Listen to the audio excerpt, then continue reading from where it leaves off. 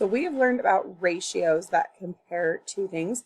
So now we're going to learn about rates. It's very similar, but there is one difference here. So a rate is a ratio. They are the same thing. We're going to write it the same way, but a rate has to compare two quantities or two numbers that have different units. So when we did ratios, right, we could compare blue marbles to green marbles. They were the same thing.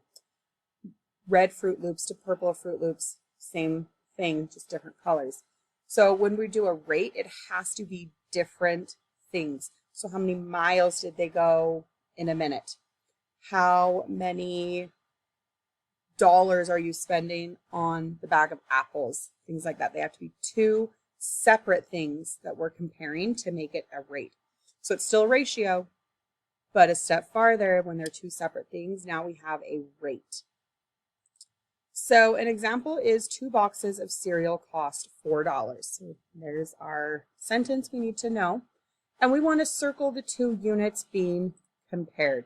So once we have that sentence written down, we are going to the store and we are getting 2 boxes. We're comparing boxes to the cost or the money. So we have boxes of cereal, cost of the cereal. So there are 2 separate numbers. Boxes, money. 2 separate units to make that a rate. Now we're going to go a step farther with rates and we're going to learn a unit rate. So it's a rate, which is a ratio, but the second number or the second quantity has to be a 1. So when we do a unit in math, that means we're learning one chapter of math. So a unit is 1. So every time we ask for the unit rate, we want to find out how much is 1. So some key words to notice are per unit, per 1, per hour, per day. Every time you hear the word per, your mind should be saying 1, per 1 unit, per 1 hour, per 1 day. Oftentimes it won't say the word 1, like per 1, or you'll just have to know when it says per hour, that means per 1 hour. So make sure you have those key words written down and that per equals 1.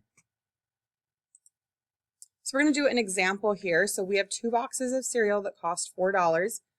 We want to know what is the cost per box. Oh, I heard per. Oh, I know that means 1. I want to know the cost of 1 box. I know a lot of us can do this math in our head and you already know how much 1 box is, but we're practicing our setup so that when we get to harder problems, we know how to do them. So first you have to have a label. So we're taking boxes, our first unit, boxes, and we know we bought 2. And then my second one is cost, and it was 4. Now the labels, what you put, aren't super important, but you have to have a label. You could have put boxes, you could have put cereal. The label doesn't really matter as long as you know what it is. We could have put money, cost, dollars, a dollar sign. It doesn't matter, right? But it has to relate to that cost so that you know every time I'm talking about money, that has to go on the bottom. Every time I'm talking about the boxes of cereal, that has to go on the top. We have to keep the things that go together. So it's really important to be organized there. So now we want to know how much is 1 box. Oh, boxes are on the top. So I'm looking for 1 here. So we've already practiced these charts here. Now we're just using it to find something specific that we want to know. We want to know how much is 1. So how do I get from 2 to 1? Well, we divided by 2. And what we do to the top, we do to the bottom, we do to the other side of that equation.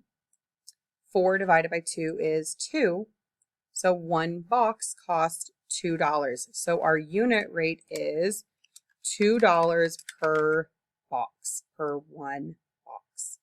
So we're using the same charts, but this time we're just trying to specifically find out how much is 1 for that unit rate. So finish up by drawing or writing a note to yourself about something about unit rates that you think is important and will need to remember.